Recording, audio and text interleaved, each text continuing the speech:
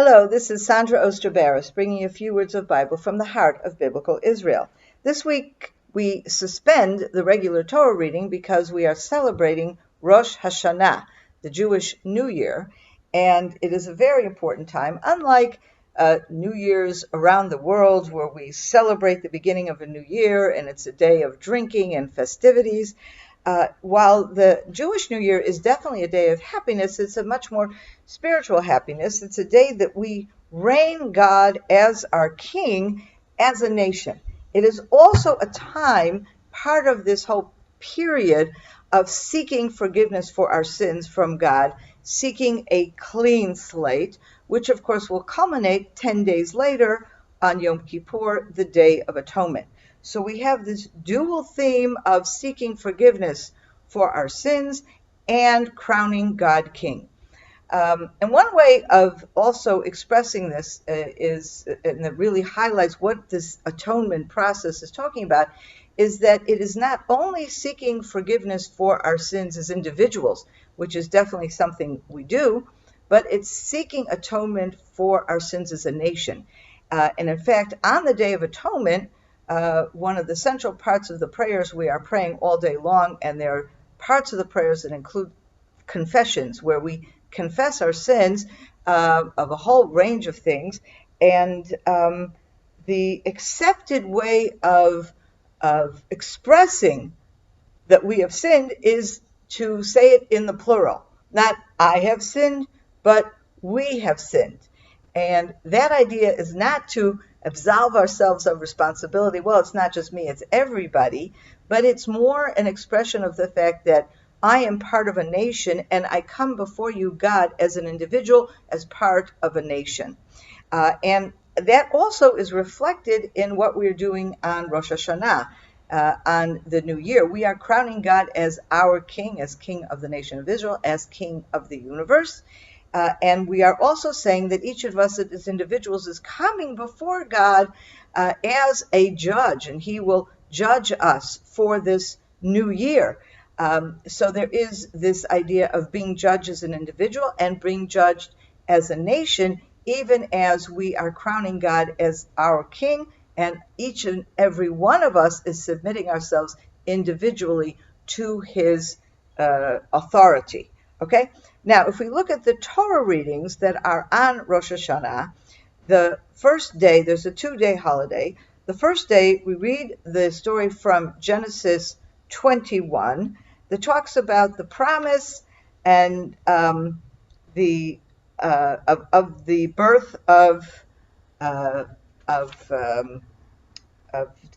Isaac, not the promise, but the fact that God fulfills his promise and Sarah becomes pregnant and she gives birth to Isaac. And it includes the selection of Isaac and the driving away of Ishmael. So the message of this reading is the beginning of the nation of Israel.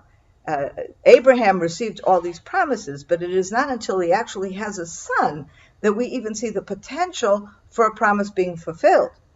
And of course, once he is born, then it's a second son, and then this Torah portion also makes it very clear that it is Isaac who will be the heir. So on that first day of Rosh Hashanah, it's made very clear to us through this Torah reading that we are a nation that has been selected by virtue of the promises to Abraham, and we see in this Torah portion how that is playing out at the very beginning.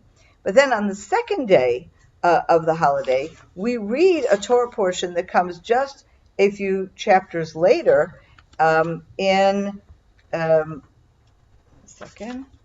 chapter 22, actually just one chapter later, after all these things, okay, God tests Abraham, and we have the story of the binding of Isaac, a very, very difficult story where Abraham is called upon. Now that he has this son, and God has made it very clear, it's Isaac, not Ishmael, who will end up being heir to the promises. And so Abraham is left with this amazing understanding of how this initial promise made to him in Genesis 12 is going to play itself out. Now, all of a sudden, we have that one and only son, the one and only hope that Abraham has for continuity as a nation of God, God is telling him to sacrifice him. And of course, it's a very difficult thing. But he goes through with it. He obeys God's commandments. He takes him up onto the altar. He has the knife in his hand, and he's about to slit his throat, and God stops him. And then, of course, they come back. What is this all about, and what is the message for us on Rosh Hashanah?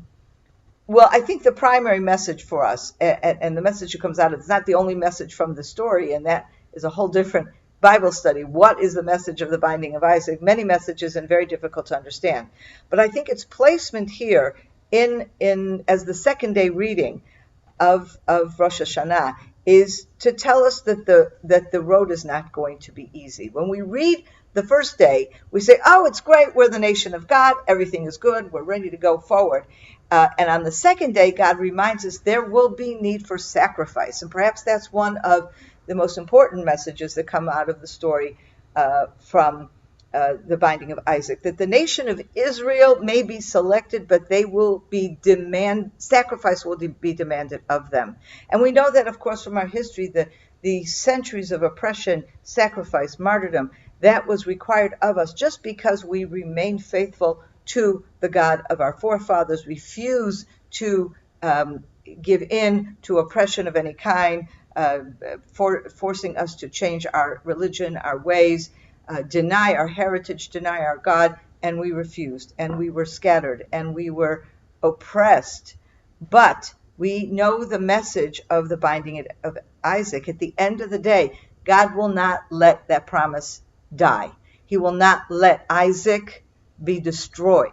He will go through enormous suffering, enormous trial, Isaac and Abraham, but at the end of the day, God will send forth his angel, and he will say to him, do not strike your hand against this boy, do not do him any harm, because now I know you are truly fearing of God.